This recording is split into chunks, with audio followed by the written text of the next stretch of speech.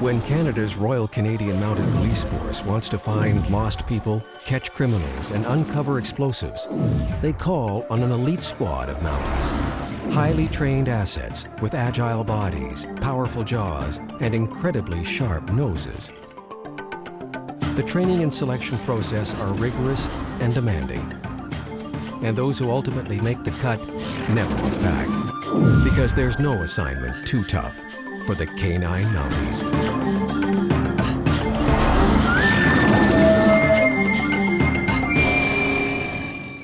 Clear the whole area? Yeah. One of the most important jobs that the K9 unit does is sniff out explosives. What the dogs can do in minutes would take people hours, if at all, to humanly do. And so for the last month of the training, Beautiful. the focus is on teaching the dogs and their handlers how to detect explosives. The dogs are incredibly good at what they do, incredibly efficient, and their success rate is incredibly high. You cannot get that comfort from a hand search done by human beings, because people search for what they can see, dogs search for what they can smell. It's the final 3 weeks. The 8 constables and their dogs are going to move out of the classroom. They'll do intense explosives detection training at the Calgary and Edmonton airports. And we use the airports because it simulates so many different environments that you can get all in one place.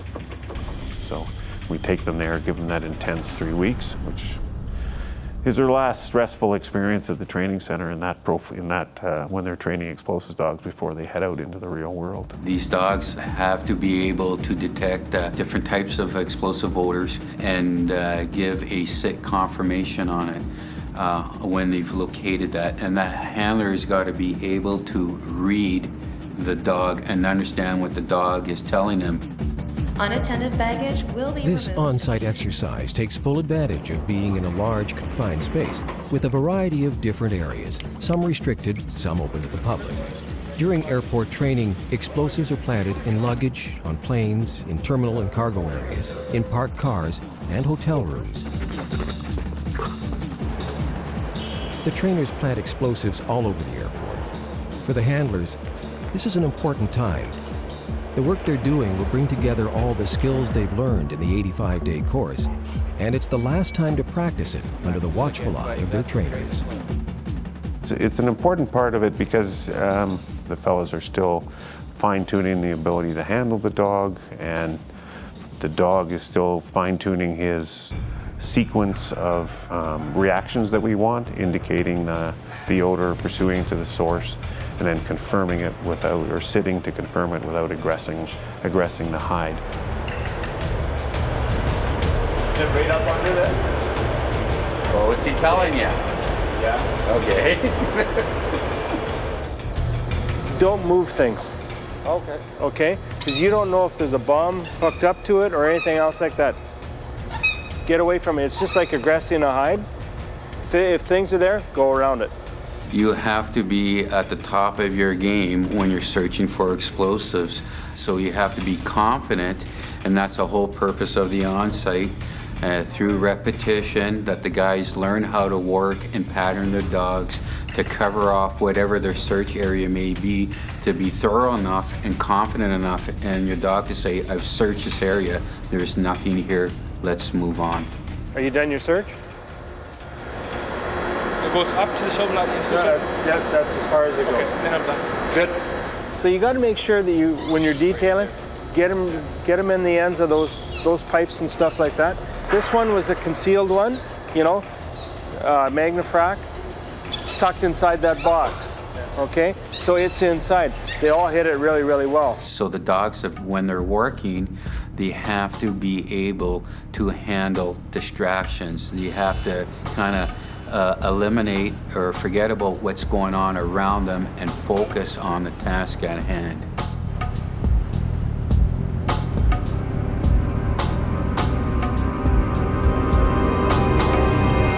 Yeah, keep your pace up was one thing. The other thing, you make sure in your mind that it's there. Just make sure, because he's like this.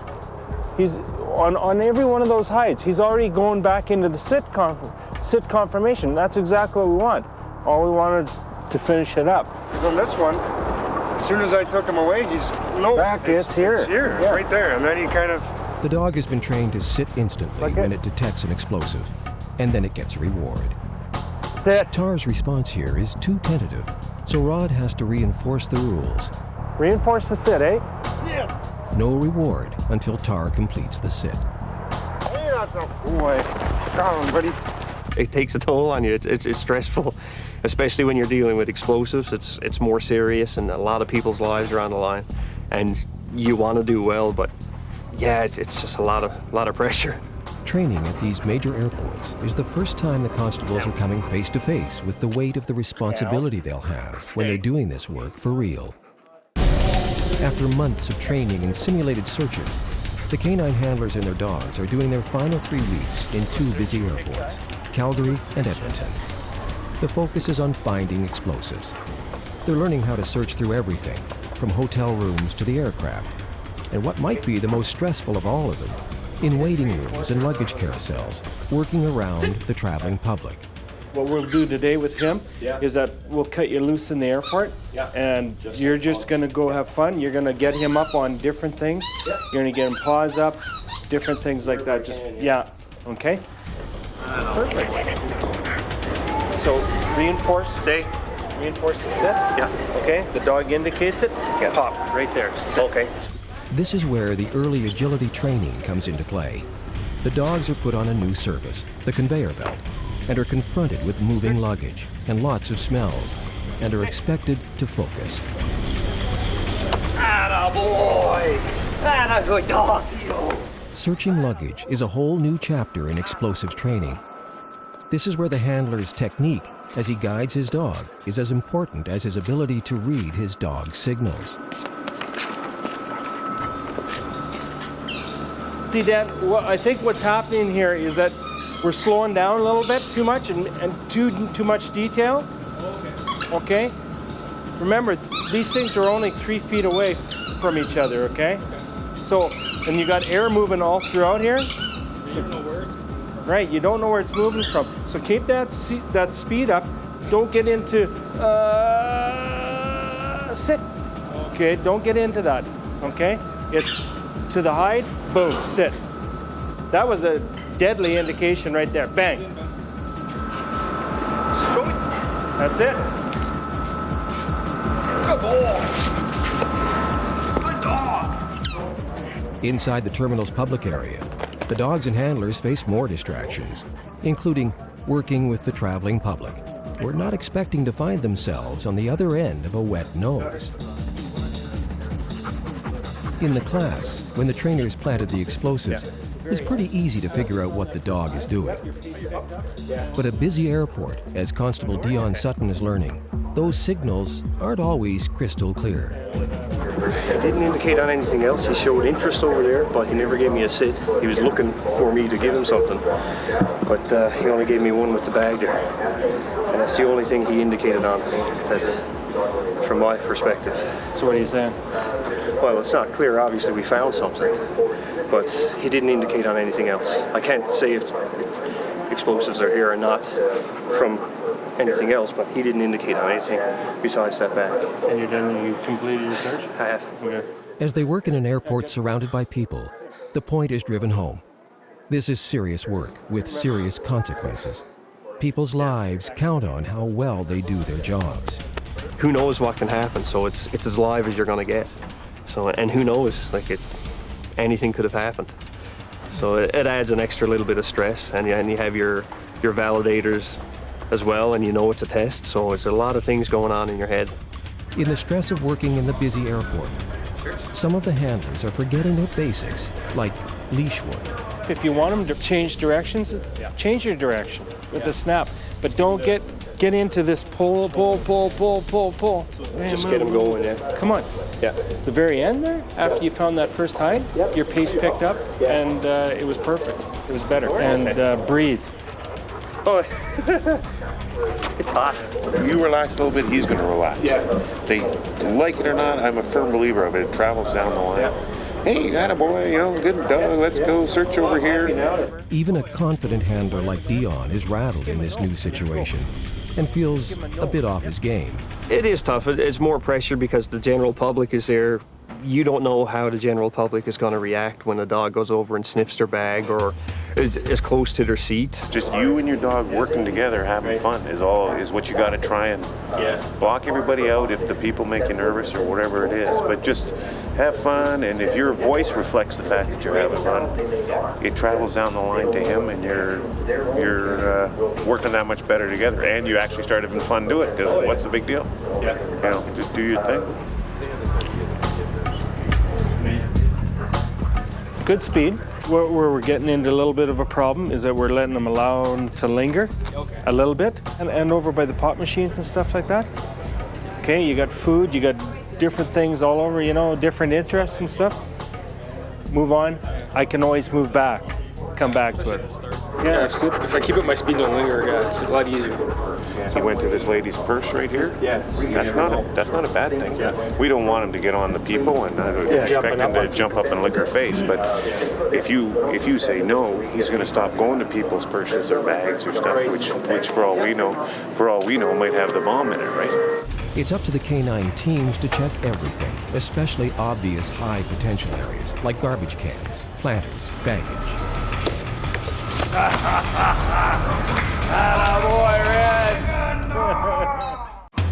The K9 units are spending the last 3 weeks of their course doing explosives training work at the Calgary and Edmonton airports. They've been in the terminal. Now, for the first time, they're going into an aircraft. Searching an aircraft, if you think about it, it can be very similar to searching a vehicle, climbing on seats. It can be very similar to searching a bus. And of course, they have to be able to search aircraft should they ever be required to do so on a bomb threat or an airport or whatever it might be.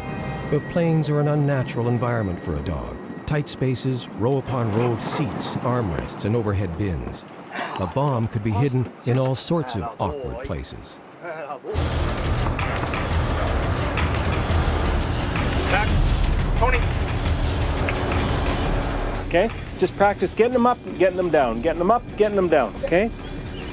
That's all it is patterning, getting them up there, okay? Not all the dogs are immediately at ease with the cramped, unfamiliar surroundings. It can take repeated commands and rewards to get the dogs to the comfort level they need.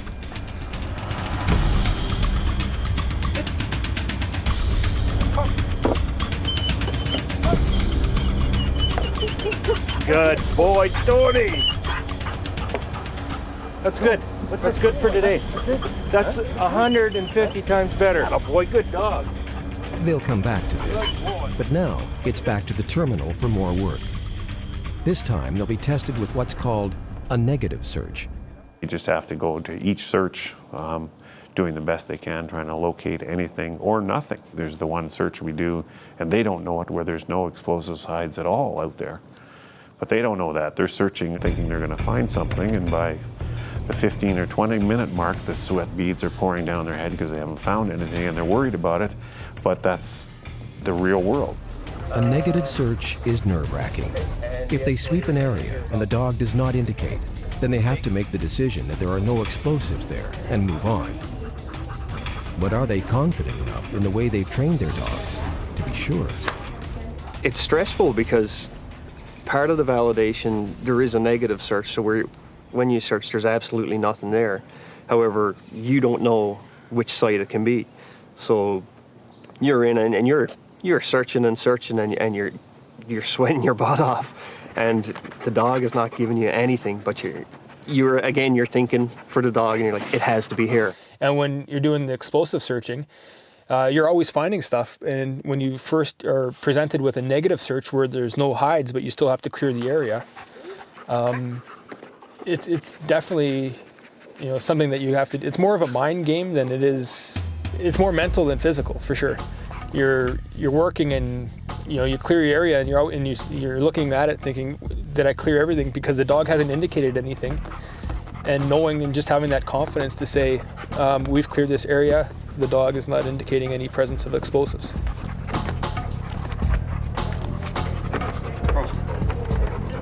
What'd you find? Okay.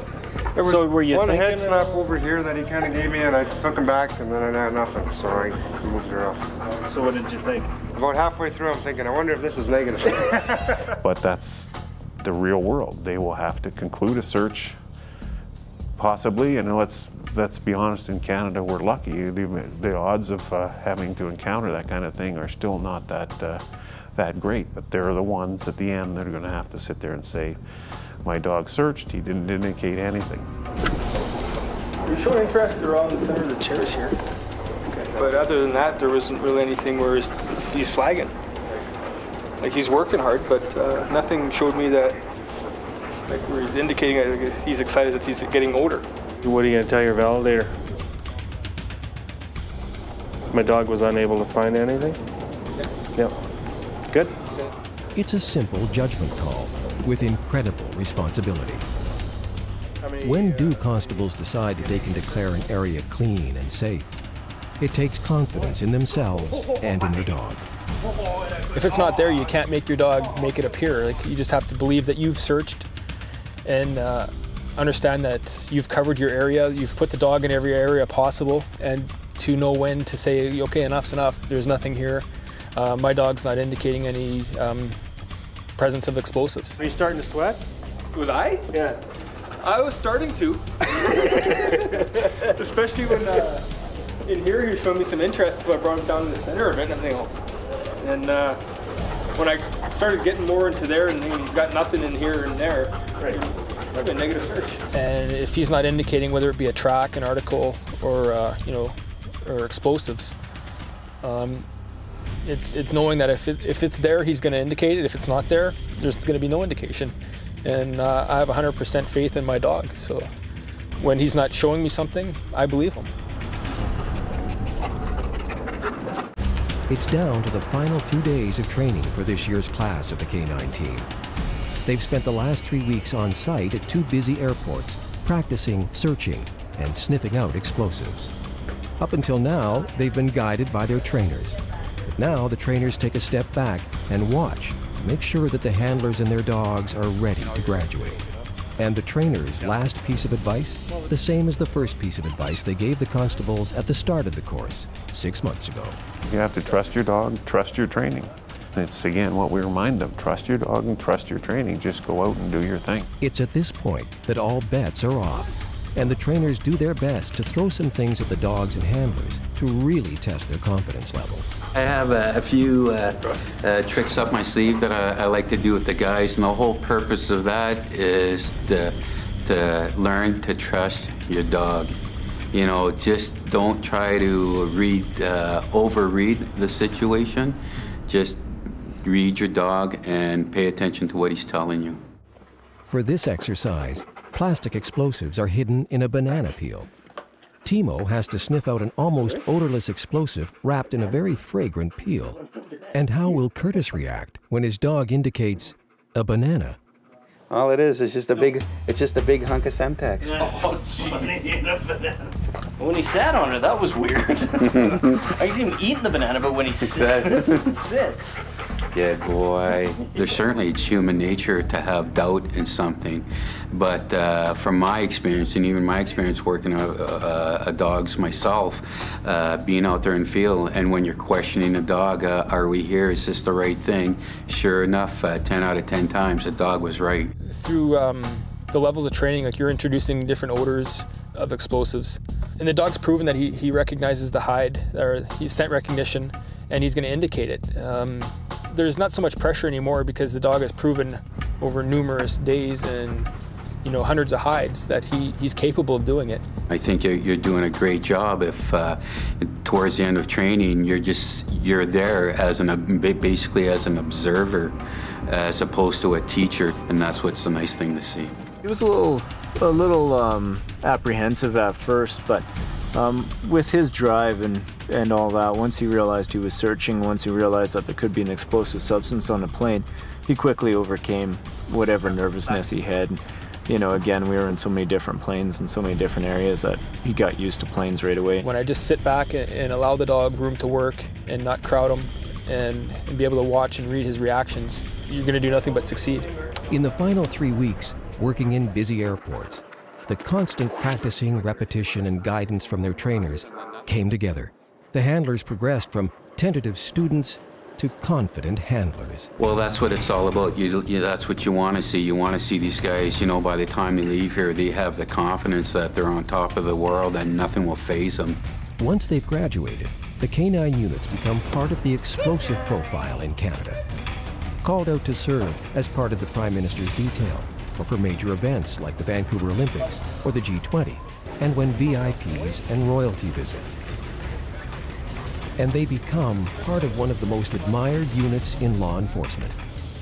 Every year, agencies from around the world come to Innisfail, Alberta to check in with the RCMP K9 team, to study their techniques and best practices, from breeding to training. It's been a long road for the handlers. 5 years in the field working with dogs before they're hand-picked for K9 training. 85 days, some in the classroom, most in the field. 3 weeks of special on-site explosives detection. An intense journey every step of the way. This graduation day is very sweet. Next time on K9 Mounties, we'll check in with 3 of the K9 teams who have been working in their home turf, where the training never stops.